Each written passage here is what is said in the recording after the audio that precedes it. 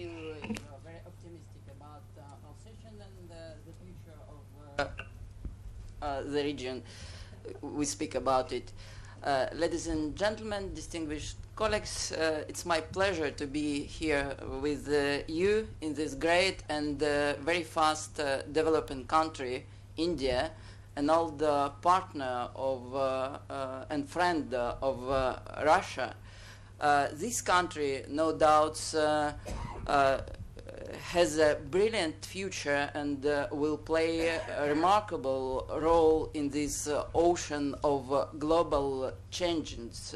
I think it will play a remarkable role in the Middle East too. We need this role from India.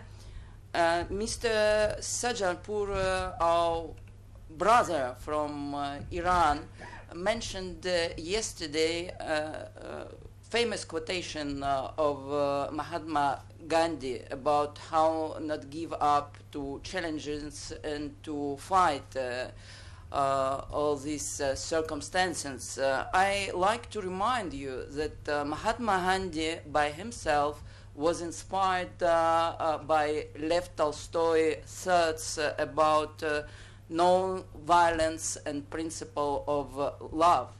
And Lev Tolstoy himself, he was inspired by famous Swami Vivekananda from India, and mentioned to his thoughts in his letter to a Hindu.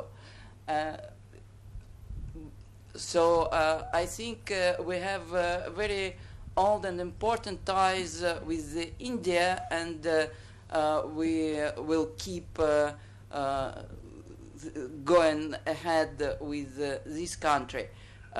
Coming back to the Middle East, each new crisis in this region reminds me about a drunken, let's say, British lady who stands on the deck of Titanic with a glass of whiskey in her hand and sees an approaching iceberg, and she exclaims, "But this is ridiculous.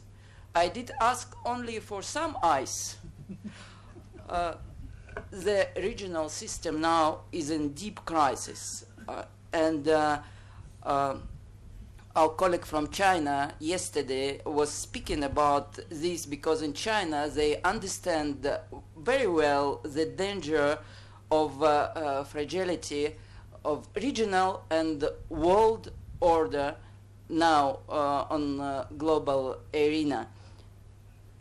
Some states in the Middle East are close to fragmentation. New risks are emerging. A century after Sykes-Picot Agreement, the lines drawn by British and French diplomats are under pressure like never before. And one of Russian aims now is to preserve sovereignty and territorial integrity of existing states in the Middle East, like Syria, Iraq, and many others. When I read these days Western political analysts writing about the Middle East, I find them quoting from John Locke and Thomas Hobbes. Both are British philosophers from the 17th century. John Locke was saying, "What a blessing to be born at time of storms." And you know, we have in Russia the same things from our famous poet Fyodor Tuchev. He was saying too, what's the blessing to come, to be born and to come in this world at time of storms. So all of us were blessed to be here and to be especially in the Middle East now and in Asia. Other one, Thomas Hobbes, is famous by his bellum omnium contra omnes, means the war of all against all. I think we see this in Syria and in Yemen, war of all against all. Some experts cite this now with regards to the Syrian or Yemeni conflicts. I ask myself, why most of them are remembering the English philosophers from the 17th century? Is it because they believe that conflicts in the region will end finally in a manner similar to the treaty signed in Europe in 1648 in Westphalia that brought stability with new principles of sovereignty and territorial integrity? I think it's quite possible. Only in yes, but in this case, will it be any Pax Americana regional order, or it will be like somebody is saying now, a Pax Russia in Syria first, and later a gateway to expanded Russian role in all the Middle East? I strongly believe that in this global world of smartphones and computers, it's not possible to guarantee cardinal change for the better in this very important and complicated region without agreement between outside powers like Europe, America, Asia, US, and Russia, of course, but also the agreement between the regional powers is strongly needed. Yes, I'm quite optimistic in this. I understand that the challenges are big and dangerous in the Middle East, and we will see maybe more tough situation in the region. But finally, we need to find an agreement between all these powers. One of Russia's objectives in the Middle East is to talk to everyone, except, of course, terrorist organizations like Daesh or Jabhat al-Nusra. Unlike the USA, Moscow continues to maneuver and to preserve balanced links with the Arabs, the Jews, the Persians, the Turks, and many others. That's a big challenge, believe me, to preserve such a unique position and to maintain the balance of a relationship in the Middle East between Iran, Israel, Saudi Arabia, Qatar, and many other countries.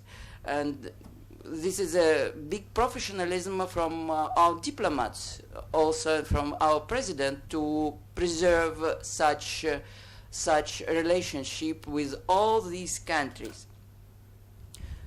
And tomorrow meeting between Putin, Erdogan, and Rouhani will prove that Russia is continuing to do this, and Russia needs to keep its relationship with many countries, but especially with the three pillars of Astana Process about Syria, with Iran and Turkey. And we feel also that Turkey and Iran, they have an imperative to continue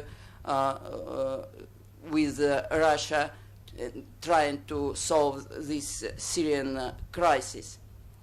Astana Process was, as you know, was launched in Kazakhstan by Russian initiative in January 2017, and the aim of this process is to find solution to Syria crisis, and also to maintain the dialogue between Syrian opposition and the government, especially between military groups of Syrian opposition, but only those groups who are ready for dialogue and for comprehensive dialogue with the government.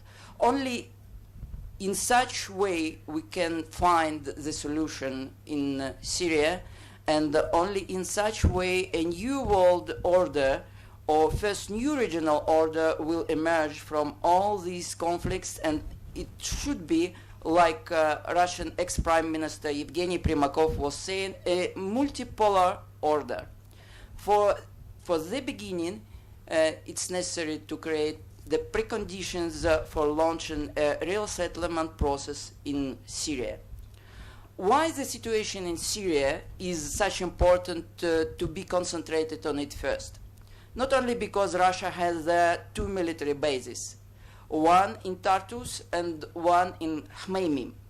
By the way, I visited Hmeimim recently, And I need to tell you that it's very properly organized base with modern equipment and defense systems such as 400, and I hope our Indian colleague will appreciate this system soon. But the importance of Syria is not for this reason only. I strongly agree with one of Turkish writers, Ibrahim Karagul, maybe our colleague from Turkey, you know him, saying in his article titled, "The world is becoming like Syria." What he's saying, pay great attention to the power, activity and alliances in Syria. What is happening in Syria is actually happening worldwide. And he added, the global polarization today is not different to the polarization in Syria. One of the reasons for Russian military operation in Syria that started 30 September 2015 was to defeat international terrorism. There are about 6,000, or by somebody saying 9,000 Russian speakers between the jihadists in Syria. Not all of them are Russian citizens, but some of them from Tajikistan, Uzbekistan, Kyrgyzstan, Ukraine, but there are many. And the other task of Russia in Syria to preserve, as I mentioned before, sovereignty of this country and integrity, and also government institute in this country. Now Aleppo, for example, is under government control. Eastern Ghouta nearby Damascus is too. The same is the southern Dara province. But about 40,000 of militants are remaining in the north, in Idlib province. About 14,000 from them are members of terrorist organization Jabhat al-Nusra, and it's very close to Al-Qaeda. But at the same time, Russia is trying to convince Western and Eastern partners to join in the process of economic recovery and reconstruction in Syria, to help Syrian refugees, to help UN and Syrians with political reforms, and once again to preserve Syria's sovereignty and territorial integrity.